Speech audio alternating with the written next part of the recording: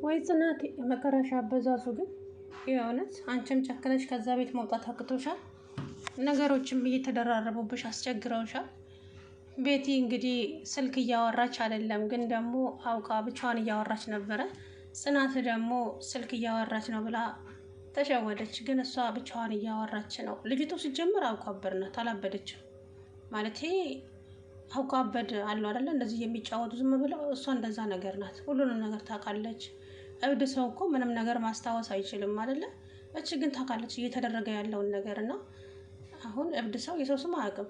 እቺ ጽናት ትላለች፣ ሊና ትላለች፣ መሩ ትላለች፣ ኪራ ትላለች። እኔና ኪራ እኮ ብዙ ነገር አሳልፈናል አለች። እና እቺ አውቃ አበድ ናት ሲጀመር ማለት ነው።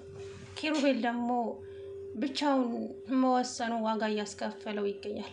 ይሄ ሁሉ ናሆምን ሚስቱን ራሷን አማክሯት ቢወስን ጥሩ ነበረ። ብቻውን ወስኑ ግን ጽናትም አምና መቀበል አልቻለችም። ግን ደግሞ ቤቲ ራበኝ ምናምን ስትል አሳዘነችኝ። የእውነት ማለቴ ጽናት ስታመነጫጭቃት ምናምን ነገር የሆነ ውስጤን እንትን አለኝ እና ያው ያናድዳል። ያደረገቻት ነገር በጣም ብዙ ነገር ነው። በጣም ብዙ ነገር አድርጋታለች ጽናትን ማለት ነው። ጽናት ሳታረግዝ በፊት ገና ከኪራ ጋራ ምንም አይነት ሳይኖራቸው አንቺ ኪራን ታፈቅሪዋለሽ፣ አንቺ እዚህ ቤት ከመጣሽ በኋላ ነው ኪራ የተቀየረው፣ አንቺ ሰራተኛ፣ አንቺ ገረድ፣ አንቺ ምን እያለች ያማል በቃ ብሏት የልጇን ህይወት ነጠቀች። የጽናቴንም ህይወት ለመንጠቅ ብዙ ነገር አድርጋለች። ብቻ ብዙ እና ጽናት እንዴት ልትታገዛት ትችላለች? እችን ሴትዮ ማለት ጽናት ተረጋጊ፣ እኔና አንቺ እኮ ተረጋግተን አውርተን አናውቅም አላለም። እንዴት ነው የምትረጋጋዎች? ልጅ እንዴ ምን እየሆንክ ነው? አሁን በዚህ ቦታ አንተ ጽናት አደርገው ብትሆንስ? ይሄን አንተ ያደረግከውን ጥፋት ጽናት ብታደርገው እንዴት ነው? ለዛውም በአንተ ትዕግስት። ጽናት እኮ ትዕግስት ስላላት ነው ይሄ ሁሉ ነገር ችላ ይኖረችው። ግን አሁን ትዕግስቱ አለቀ። እንደው ኒና ዘና አደረገችኝ ዛሬ ማለት ነው። የምር እንደ ኒና የሚያስቀኝ ሰውም የለ። የምሬን ነው የምላችሁ። እችማ ሰኒ ተዋት። ወይኔ ዘና አደረጉኝ ዛሬ ኒና እና ሰኒ ማለት ነው። እና ጽናት በትራስ አፍና ገደለቻት። ከዛም ወይኔ ጽናት ምንድን ያደረግሽው ብላ እንግዲህ ይሄ ሁሉ እያለመች ነው በህልሟ ታደርገዋለች። ታያላችሁ። ጽናት ግን ከእንደዚህ አይነት ነገር ከዚህ የሰይጣን ስራ ፈጣሪ ይጠብቅሽ። የሰይጣን ስራ ነው ይሄ። በቀናትና በመጥፎ አስተሳሰብ እንደዚህ አይነት ነገር ይከሰታል። ከእንደዚህ አይነት ነገር ደግሞ የአባቴ ጸሎት ይጠብቅሽ እንጂ ከባድ ነው ያደረገችው ነገር ማለት ነው። እንግዲህ ልጅቱ አልጋ ላይ በተኛችበት ሄዳ ፍን ያደረገቻት በትራስ። እንግዲህ ስትነሳ ግን ህልም ነው። አንቺ አረመኔ ብሎ ገደልሻት፣ አውቄ አይደለም ኪራ አውቄ አይደለም እያለች እንግዲህ በጥፊ ሞላባት። ከዛ መሱ በጥፊ ሲሞላባት ከእንቅልፏ ባና ተነሳች። ህልም ነው ግን ደግሞ ያለሙት ነገር ነው አሁን ነው የሚሆነው። ከእንደዚህ አይነት ነገር ፈጣሪ ይጠብቅሽ። ያው መድኃኒቷን እስከምትጨርስ ድረስ ታገሽ። እንግዲህ እስካሁንም ችለሻታል። መድኃኒቷን ከጨረሰች በኋላ መልሳታለሁ ብሏል። እንግዲህ ሰላም አለይኩም ወራህመቱላሂ ወበረካቱ። ውድና የተከበራችሁ ቻናል ቤተሰቦች እንዴት ናችሁ? እኔ ያለው አልሐምዱሊላህ። እንግዲህ ጽናትዬ አበሳዋም ስቃዩም እንደቀጠለ ነው። ዛሬ ግን አላለቀሰችም፣ ግን ተናዳ እየተማረረች ነው በጣም ማለት ነው። ቤቲም ከጥፋቷ እየተቆጠበች አይደለም። አውቋ አበድ ሰዎች እንደዚህ ነው የሚያደርጉትና አላህ ይጠብቀን። እንግዲህ ቤቲ እሱም እንደተናገረው ከሆነ ጽናት ዳቦ ጋግራ ዳቦውን ገና ማንም ሳይቆርሰው መድኃኒቱ እንግዲህ የምትጠቀመው መድኃኒት ያስረባታል መሰለኝ።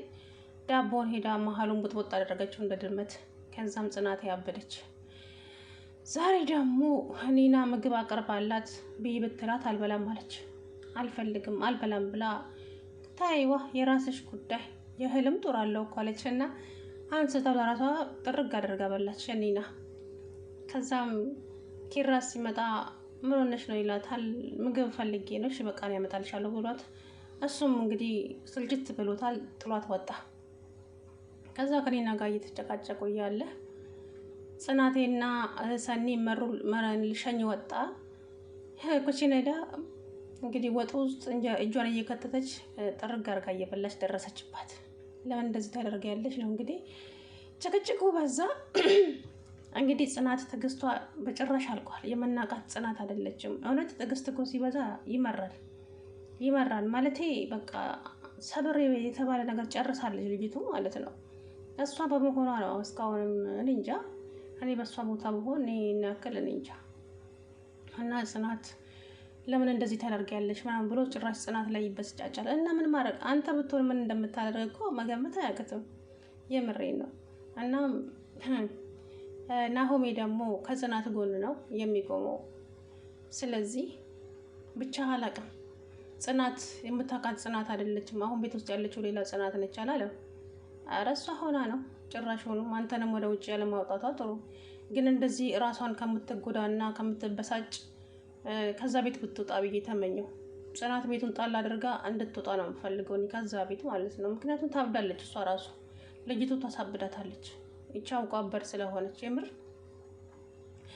እሱ ደግሞ እኔ ጽናት ዛሬም ነገም እንድታምቁልኝ የምፈልገው እኔ የእሷ ብቻ እንደሆንኩና ያለ እሷ መኖር እንደማልችል እንድታቅልኝ ይፈልጋለሁ አላለም። እንዴት ነው ቆይ ማለቴ ታውቃለች፣ ግን ደግሞ እየጎዳሃት ነው ያለኸው። አንተ የድሮ ፍቅረኛህን ቤት ውስጥ አምጥተህ ስታስቀምጥ ለዚች ልጅ ምን የሚሰማት ይመስላል? ለዛውም ደግሞ ብዙ ነገር ያደረገቻትን ልጇን የነጠቀቻትን ሴት እንዲህ። ኧረ አላውቅም፣ መፍረድ ይከብዳል። ግን እኔ እንጃ እንግዲህ እንደምንም ብለሽ ታገሽና ካልሆነ ቤቱን ጣል አድርገሽ ውጭና ያው ምስኪኑ አባትሽ ጋር ሂጂ እናቴ፣ ያለ እናቴ ያሳደገሽ አባትሽ። ስለዚህ ከመሞት መሰንበት ይባል የለ እንግዲህ። ኒና ደግሞ አበደች። እቺ እንትና ማነች እቺ ልጅ ቤቲ ወረንዳ ላይ ቁጭ ብላ ብቻዋን እያወራች እያለ ምን ሆነሽ ነው እዚህ ቁጭ ብለሽ የምታወሪው ስትላት ሽንት ልሄድ ፈልጌ አለች። ታዲያ አትሄጂም እንደ ሽንት ቤቱ እዚህ ጋር እንደ እዚህ ላይ እንዳለቂ ያለቻት። ከዛም ቤቲ ሽንት ቤቱን ስለማደል አታውቂውም፣ በይ ተነሽና ወደዚህ ጋር ውረጂ። አንቺማ አሁን ሳስብሽ አውቀሽ እንጂ አላበድሽም ማለት አይኔና እንዴት እንዳሳቀችኝ የምሬን ነው። እናም አሁን ሰኒ ምን ወሰነች መሰላችሁ?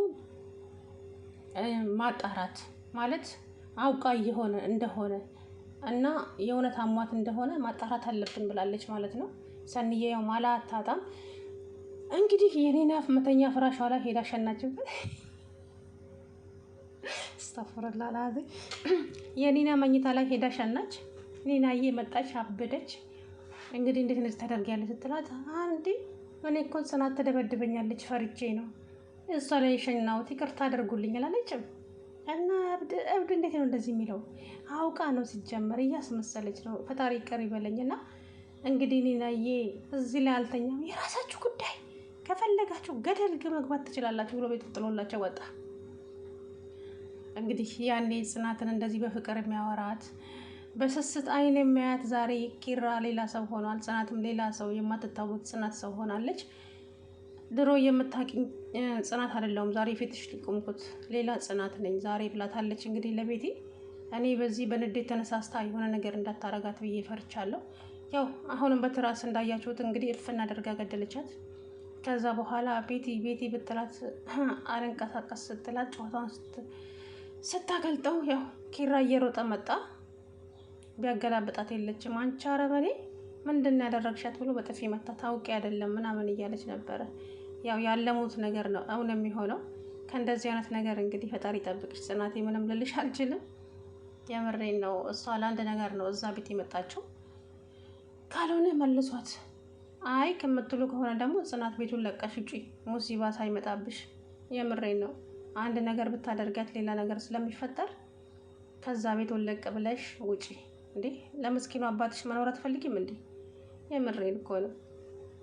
ስለዚህ ኪራም ያው ራሱን እያረጋጋም ቢሆን ከዚች ከቤቲ ጋር እየተጫጫዋን ቢሆን አብሯት ይቀመጥ። አንቺ ውጪና ሂጂ ከዛ ቤት ውስጥ ብትፈልጊ ሰኒ ጋር ብትፈልጊ አባትሽ ጋር።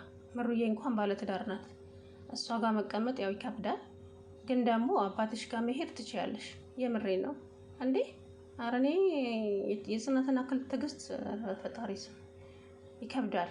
እኔ ጽናት ላይ ሊፈርድባት አልችልም። ብዙ ነገሯን ያጣች ልጅ ናት፣ ግን ደግሞ ትዕግስትም ልክ አለው ጎበዝ።